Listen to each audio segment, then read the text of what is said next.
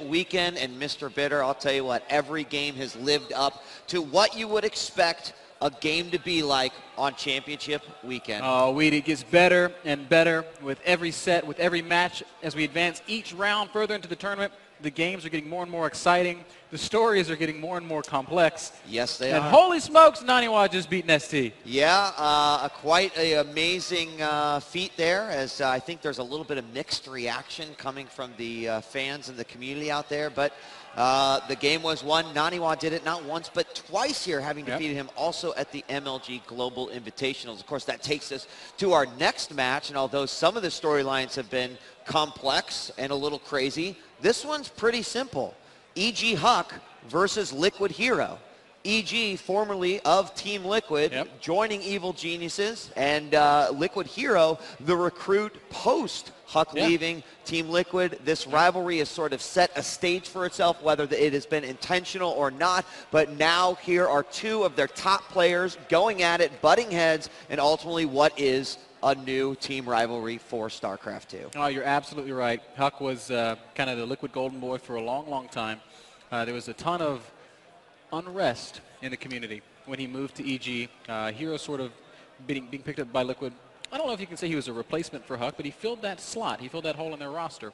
And it's kind of poetic that they're going to meet here this deep in the tournament. It is, and I'll tell you what, HuK, having won the last MLG competition, and of course we've got Hero, who has not only been playing amazing lately, but has really proven himself as of late as one of the top Prodosses in the world. Phenomenal job, and guess what? We're jumping right into the action, guys. Let's introduce our players here in the northeast corner as the Red Protoss. Give it up for Evil Geniuses HuK.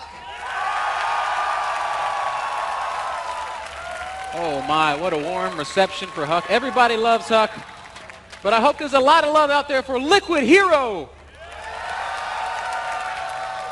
There's no doubt that if you were to even ask some of the top players today what Prodosses have really improved over the course of the last few months, I think that you're going to find one of those names is going to be Liquid Hero.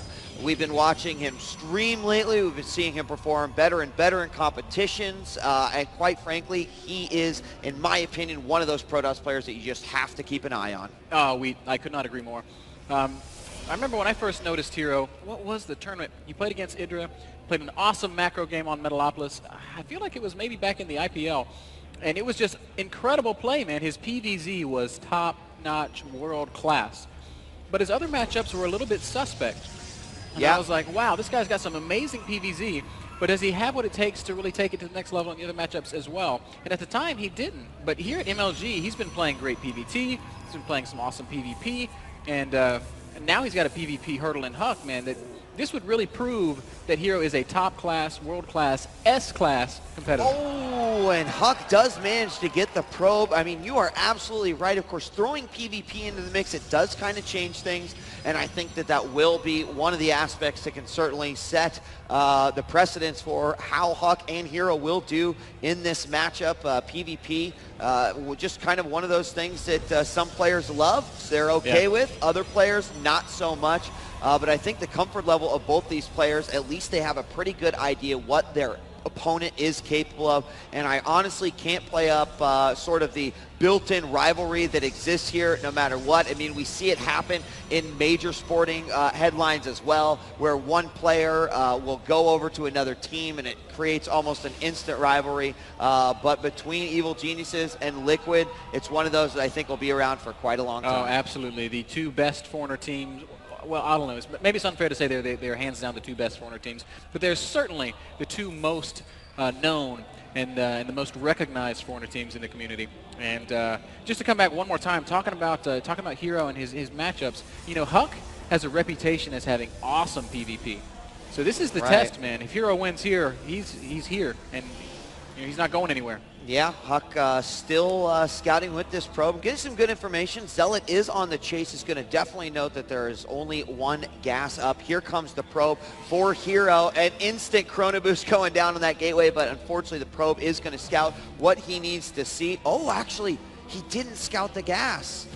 He turned around and did not see the second gas. That is a really big deal, Wheat, because of course, you know, is it one gas? Is it two? Look at Hero. Look at Hero. He is just going to 4-gate. 4 gateways down, all the chrono boost being spent on that warp gate research. And does EGHuK know what's coming? You know, he had a probe running around, and he had a good look at the main base of Hero, and got a feel for how much gas he was mining and how he was spinning his chrono boost. But I'm not sure if he's certain that it is in fact a 4-game.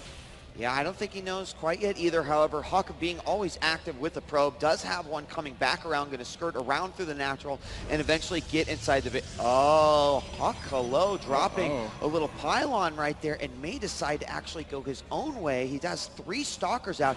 He might choose to push back, and versus 1 stalker and a zealot, he actually could do that. There's a pylon over here as well. Main base. Hero tried to throw down a pylon in the main, but EGHuK was able to kill the probe and cancel that, force to cancel on that pylon. And EGHuK's in a great position to defend this with no forward pylon. Hero's going to have a very hard time applying additional pressure.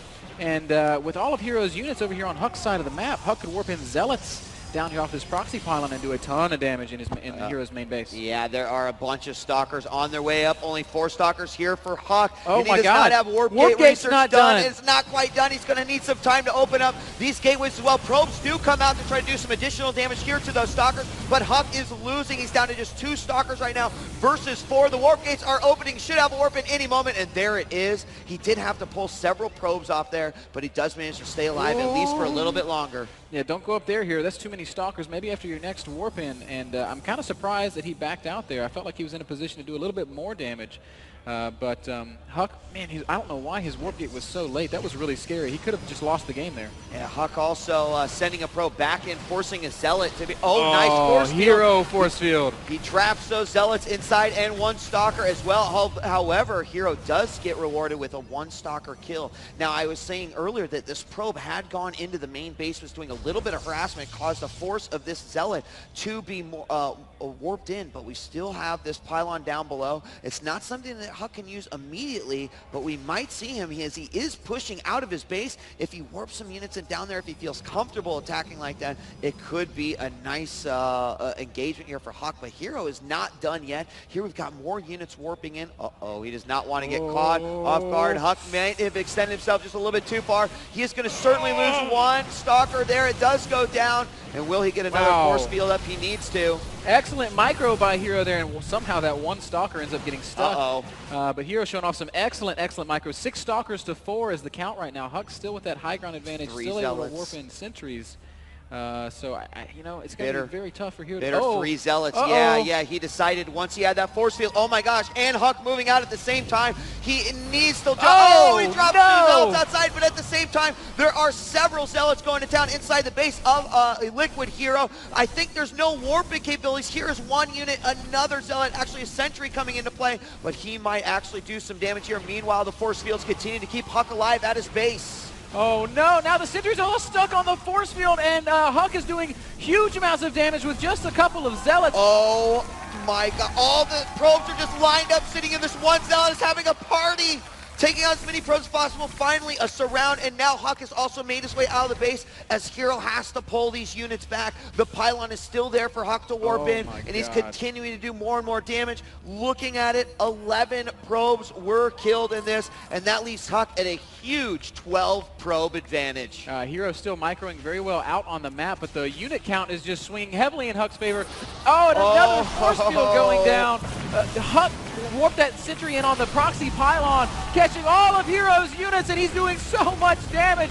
EGHuK is playing an excellent PvP week. Oh my gosh, and now I can walk right inside the base of Hero, drop some force fields on the outside, making that 1 last stalker completely worthless. We've got zealots on the prowl now. There's the force field down for Hero. EGHuK still with plenty of units. He can micro these stalkers around and really kite these zealots. Oh, nice block though by the pros. We are seeing some really classy PvP here. Yeah, excellent control all around, but EGHuK, I feel, has just got a little bit too much of an advantage. He's got 10 more workers than his opponent. Going to pick at some of these pylons, might pick off a single pylon. A couple nice force fields going down as well. Stalkers do not want to stand and just absorb zealot damage, but I guess EGHuK's okay with it, given that he's got such a unit advantage. Yeah, more units coming in. We got 4 more zealots, and those zealots are going to be a nice little meat shield here for EGHuK as he goes after this pylon. If he takes out this pylon, the production will be crippled for Hero, and there goes 2 gateways do go down, and GG.